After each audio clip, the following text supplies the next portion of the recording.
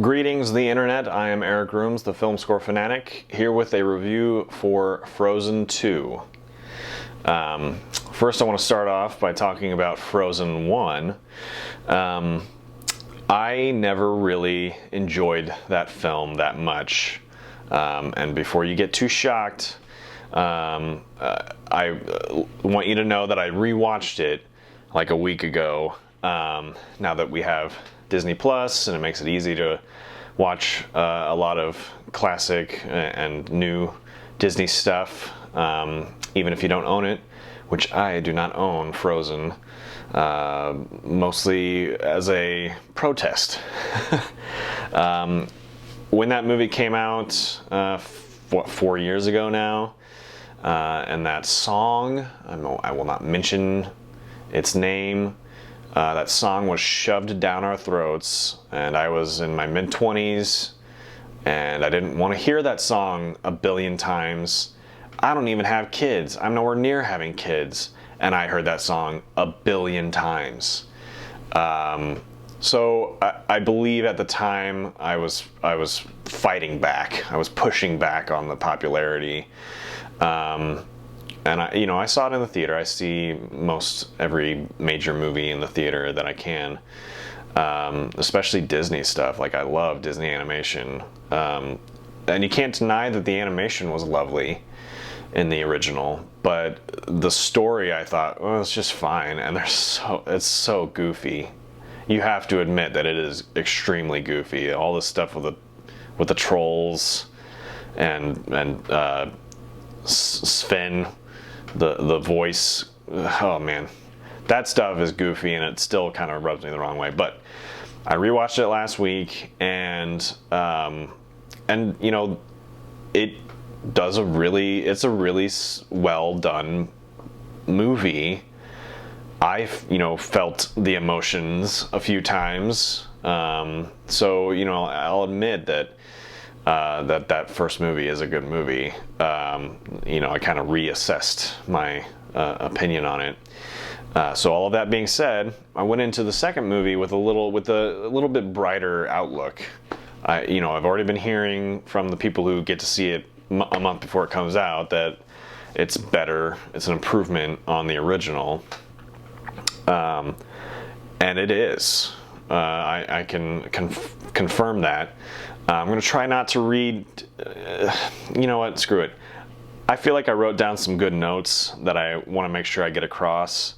I don't have a teleprompter, so I'm going to be, reading off of my phone a little bit too much in this review. But that doesn't change, while the delivery might not be as hip and cool, it is, I believe, better composed. So my apologies if I'm reading too much on my phone. Here we go. In this new chapter, I am really amazed by how successful the writers were at building on the foundation that was set before, and doing it so seamlessly, but also not repeating the same exact story. A lot of times in sequels, and this is totally different, but like the Las Vegas movies come to mind. I can't think of what they're called right now, but never mind. Just cut that out. A lot of times with sequels, they more or less retread the same story idea. And reference a lot of stuff from the previous movie, and reprise, if it's a musical, or reprising similar songs and things like that. But this one they do not. In fact, I think they might have referenced like one major, other than like things that are built into the character. They're going to obviously do the similar things. But I think they referenced like one pop culture thing from the first movie one time in this movie. The songs are all totally new and totally different, which was refreshing for me, as I previously explained.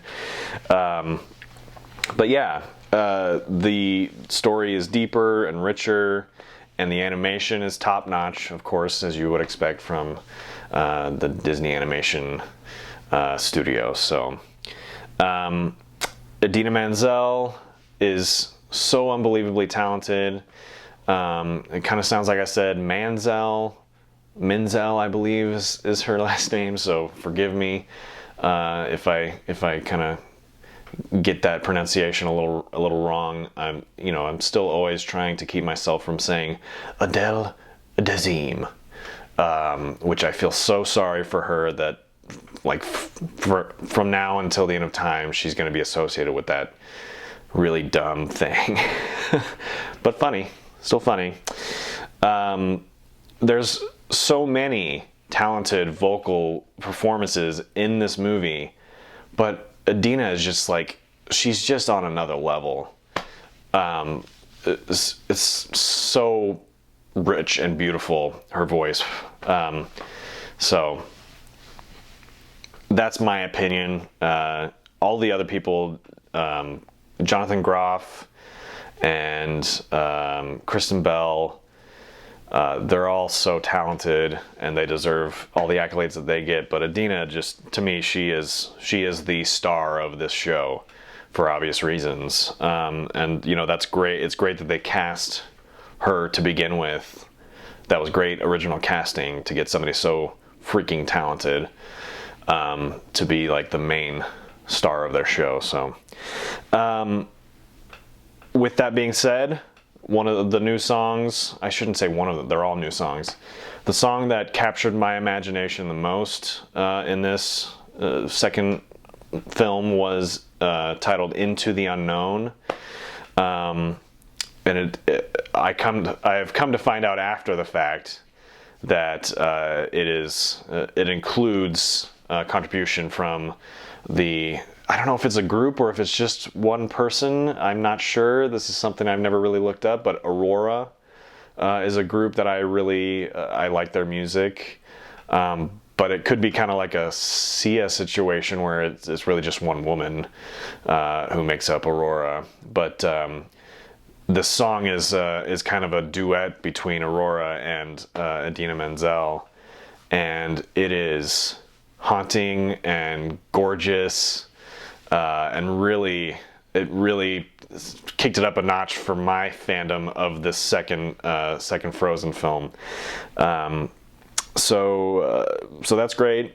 As an added bonus for me personally, and probably for many other people who are fans like me, the credits start off with, it's pretty common with musicals these days for the actual musical to have the original cast performing the song, and then you also have some famous musicians or groups cover the song. And I was lucky enough that my favorite song in the film was also covered by one of my favorite groups. So for me, as a fan of, and spoiler alert, I hope this doesn't spoil anybody, you can see it on Spotify if you go and listen. Spotify's not a sponsor, but they could be. I'm a big fan of anything that Brendan Urie does. His voice, I just love his voice. And, I was a teenager when Panic at the Disco came to be. So I'm a big fan of them. And wouldn't you know it, they're performing my favorite song in the movie at the beginning of the credits. So that was a bonus for me. I believe Casey Musgraves does another song in the credits. And then Weezer. Hey, why not? I love Weezer. And it was a great song for them to cover. And, if you see the movie, you'll see why. It's pretty clever to have them cover it. So, these are all reasons for this to be a fun movie that everyone can enjoy. So I kind of want to finish off with an anecdote from my screening. And, this doesn't apply to every screening, but in some ways it kind of might. I wouldn't be surprised if this happens in a lot of places, but you can always count on a movie like this, a Disney movie, a Pixar movie, these movies that are created very almost scientifically to to make you feel certain emotions. Like the people who create these movies are skilled craftsmen at manipulating our emotions. And you know, manipulate is oftentimes seen as a bad word, but in this artistic sense, I never think of it as a bad word. That is what you're trying to do with film. You're trying to manipulate your audience to feel a certain way, and either you're successful in doing that or you're not successful.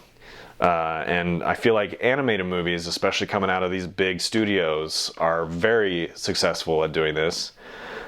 So with that in mind, a little anecdote from this movie. Previously I mentioned that there was one thing that they referenced from the first movie that was a very clear reference of like a lyric. And so there's a moment, and it's a very sweet moment, and you, like I said, you expect sweet moments from movies like this, but there's a moment when, after a lot of things have happened, we're all emotionally charged from what has happened on screen, and Elsa asks Anna, her sister, "Do you want to build a snowman?" And this is where it you know, goes beyond the film, and it's kind of really special. But in my theater, and it was full, I saw it on Friday night, Elsa asked Anna, "Do you want to build a snowman?" And we all heard one little voice confidently reply, "Yes." A little girl in the audience. And like in it was just so perfect. It was so sweet and pure. And you know, I think that's, you know, that's just the magic of a movie like this. You know, going back to the way I first reacted to the first movie, while Disney and Pixar and all of these studios are making movies for families, and you know, they're trying to reach as wide and as broad an audience as they can, they're made for kids, and the magic is especially potent for them in their eyes, and I get that. So that was a very nice, lovely moment in my theater. That was like the one time that there was like audience participation by one person. But yeah, it was a lot of fun. So basically, I guess this can all be summed up by saying simply that I believe Frozen 2 is a film that anyone, any age, any gender, any parental status, single guy in his early 30s with a beard can go and enjoy this movie for the craft and for the storytelling. Basically, yeah, I think anybody should be able to enjoy this movie, unless your heart is frozen. You get what I'm saying. So anyway, what did you think of my review? Do you agree with me? Do you disagree? Have you seen the movie? Are you gonna see the movie? If you are on the fence and you don't know, I give 2 thumbs up. You should go and see it. I was very surprised by how much I enjoyed it. So yeah, go and see it. And once you do, comment down below and let me know how you thought, or what you thought of it. So as always, I would appreciate any likes and subscribes if you want to keep getting my reviews on films and whatnot. And yeah, I have been Eric Grooms, the Film Score Fanatic, and I will see you next time.